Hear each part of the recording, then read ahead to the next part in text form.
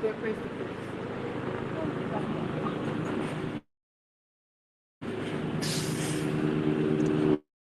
is the Khoodeelaar television channel being broadcast on the internet, only on the internet, under the banner of the Baby Angel Geronimo Manifesto editions.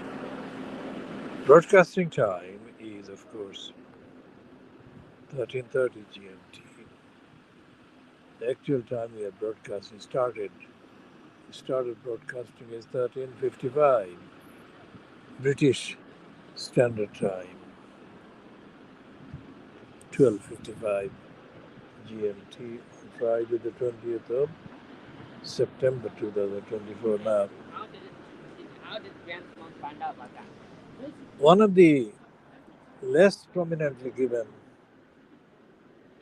treatment is the subject of Keir Starmer when he was in post as the Director of Public Prosecutions, DPP, at the Crown Prosecution Service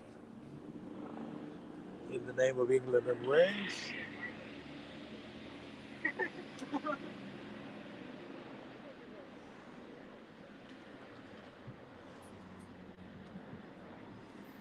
And the connection with the cover up, he is being accused by the Daily Mail of Friday, 20th of September 2024, of having covered up and refused to prosecute Al-Fayed on the rapes.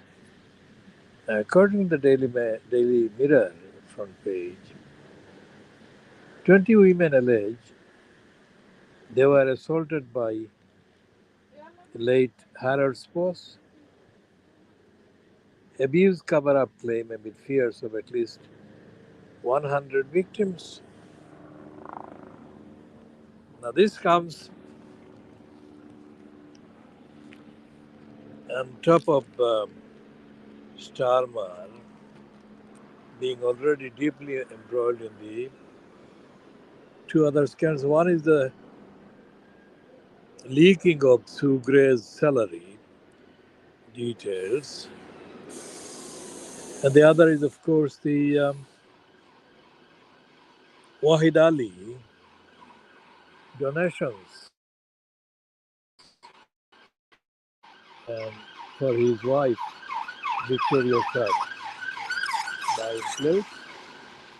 Tom Pettifor, crime editor in the Daily Mirror, at least 100 women appear to have been sexually abused by Mohammed Al-Fayed. More than 20 ex-staff at the late tycoon's Harrods.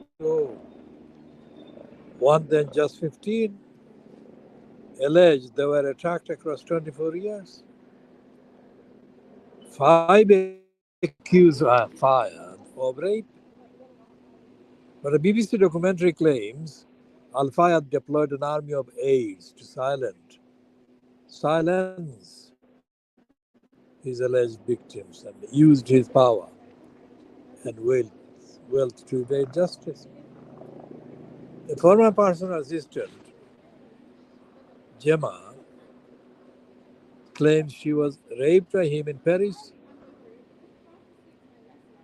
She said going to the police wasn't an option. Gemma added he felt like such a powerful man with so much money. Al-Fayed was never charged over the claims.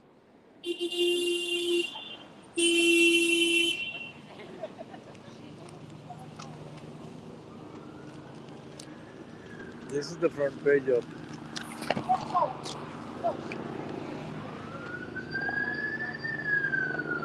Shop of Horrors. There's a front page of the Daily Mail.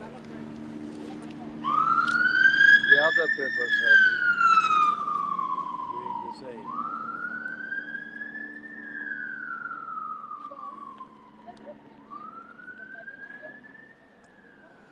So this is about the media, really. How is it that the so-called free press never got to publish any of this,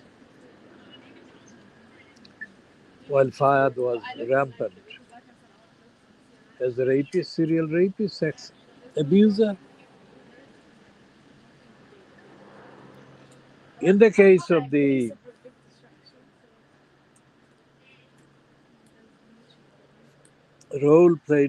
being played by Neon Vices, whose chief editor or editor at large or editor in chief is Aidan Patrick White. Aidan Patrick White was the one of the three members of the then NUJ that set up the East End News in 1981, based at an address in the Victoria Park Square, which is either the same address or a few doors away from that address where the Metropolitan Police is now based. Aidan White and Jake Eccleston and Mike the Racy Jamshit were the three main NUJ members that set up the thing, and other people joined it based on the claim that they were setting up the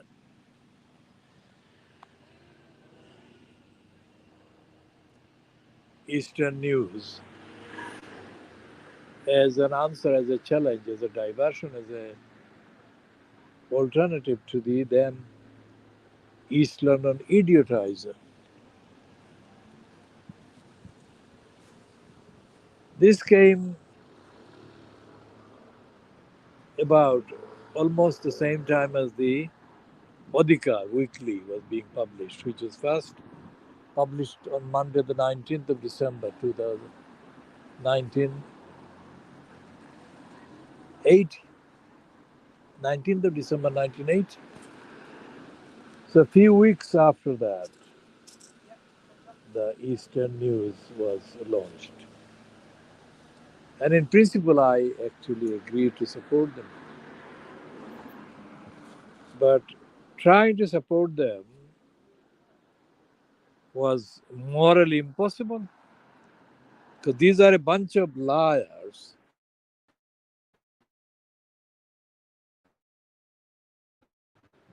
posing as NUJ left, but they are ignorant left.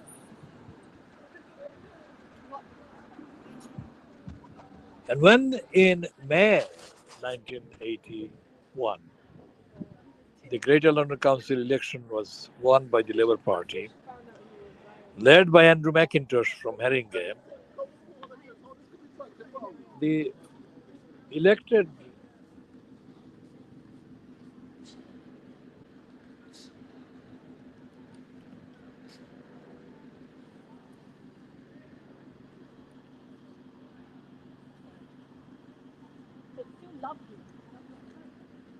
Greater London Council members included Ken Livingstone, Frances Morrell, Bryn Davies, et al. And they actually staged the coup against Andrew McIntosh, and they staged the coup to install Ken Livingstone as the leader of the newly victorious GLC Labour Party.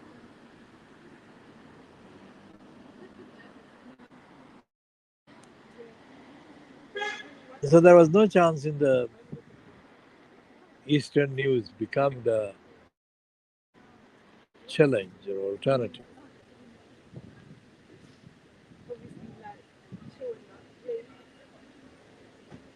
to the East London idiotizer.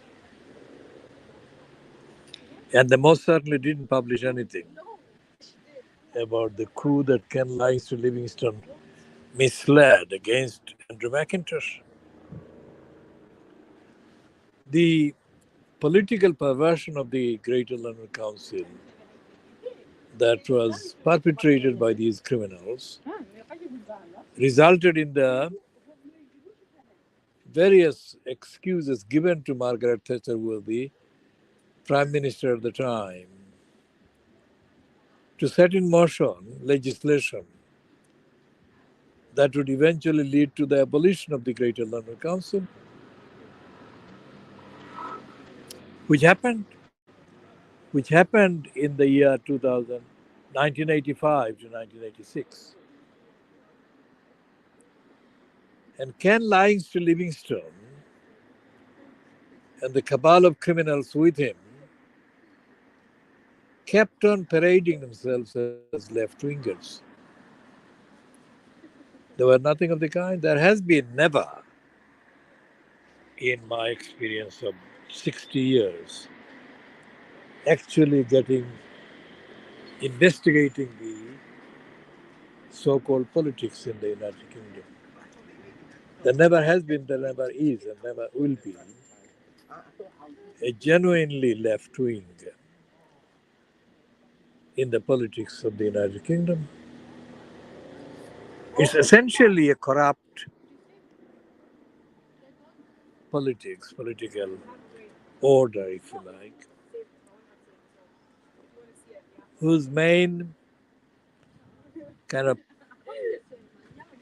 narrative comes from Little England or Little English mentality.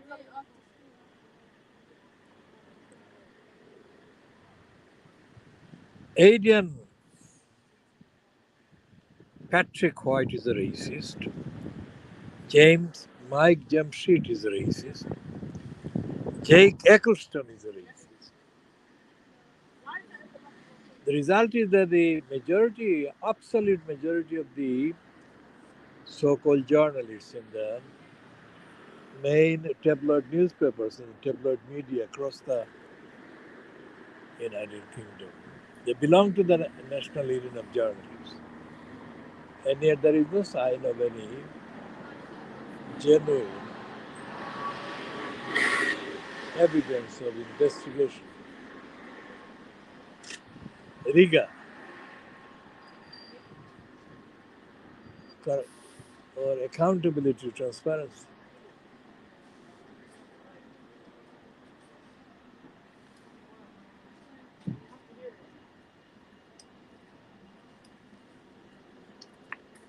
All the big issues, the wars, the racism at home and abroad, all the big issues that are covered in the papers, Fleet Street papers, or led by the Fleet Street papers, or misled by the Fleet Street papers, are cover-ups.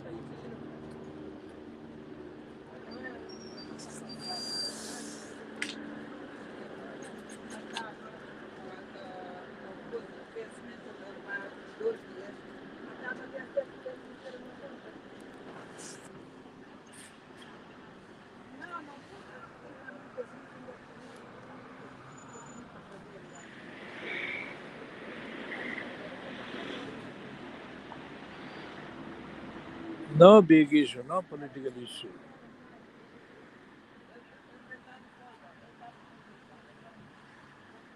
in any of the papers, any of the media, has actually been truthful, let alone anti-racist. And the same goes with the abuse by the depraved DEFRA of the judiciary, whose two members, Griffiths and Murray, can be singled out as the rubber stamps for the depraved DEFRA in support of their harassment, demonization, and cruel attacks on baby Angel Geronimo, and their victimization of baby Angel Geronimo's mom, Helen MacDonald, in South Gloucestershire in England.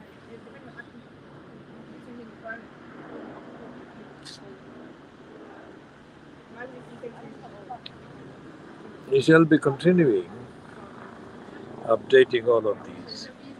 This is 15 minutes long, ending at 13:10 GMT.